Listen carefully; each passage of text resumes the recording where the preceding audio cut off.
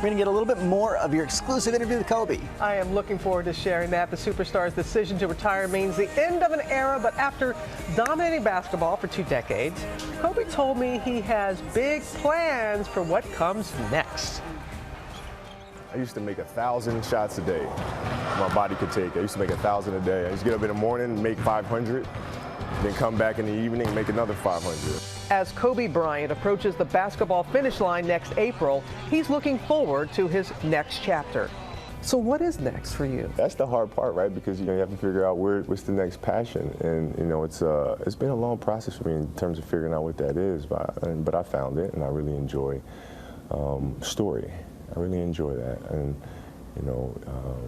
this hero-villain movement for us is the first thing that I'm going to look at, because I want to look at the experiences that I've had throughout my career and taking some of these darker emotions, the rejection, the doubt, the fear, the anger, some of the things that tend to paralyze us as athletes, and really frame stories up to teach athletes how to use those. You use the phrase hero and villain, that you know that you're seen by some as a hero, others as a villain. In fact, didn't you even design the HV? I did, 3 in the morning on a pink Post-it note. So how are you seen as a hero, and how do you think you're seen as a villain? The true art of it is I believe that we're all both.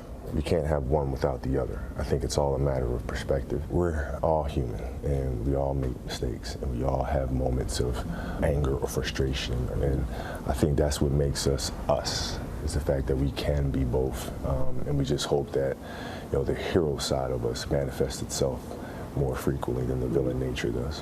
When you say storytelling, you mean just sharing other stories, sharing your story? A little bit of both. Some of it's based in reality and taking stories from others, because I believe there's a lot of great stories out there that just need to be told. Some of them will be fantasy-based or mythological-based, and we'll kind of have 2 pillars of that. Shonda Rhimes, am I seeing a new Shonda Rhimes coming up? But this is fun to me. 2016 Olympics? I don't know, maybe.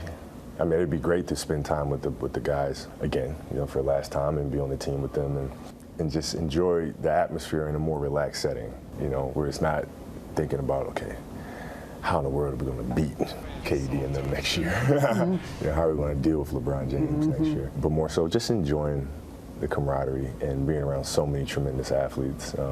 That would be wonderful. And how is Vanessa and the girls? How are they about Daddy retiring? They're good. They're good. I mean, they're a little torn. Vanessa's obviously torn. I mean, when her and I met is before all of this happened. I mean, we could still go to movie theaters and hang out, and nobody care one thing about a kid with a lopsided afro. You know what I mean? Oh, I remember that. Yeah, sorry. Never picked it. It was just there.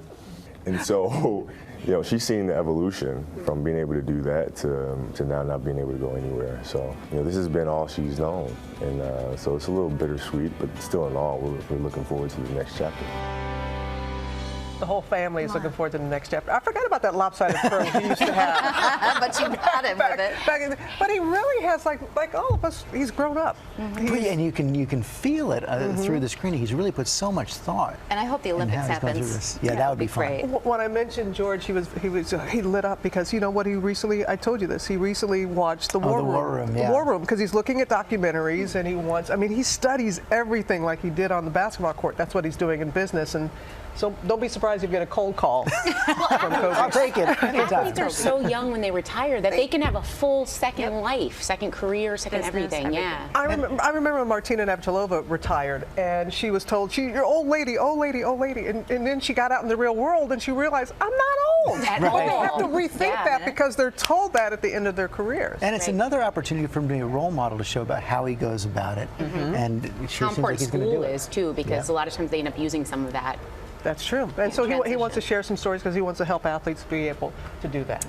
Look at the time, like I agree with the 2 mamas here. George, do you want to touch the baby? I've been told we're not allowed to do that, but you asked You me to, can touch the baby. Yeah, you guys are allowed. I'm always flattered when someone wants to touch it. It's such a place of once love. you have the belly, then it's a good thing.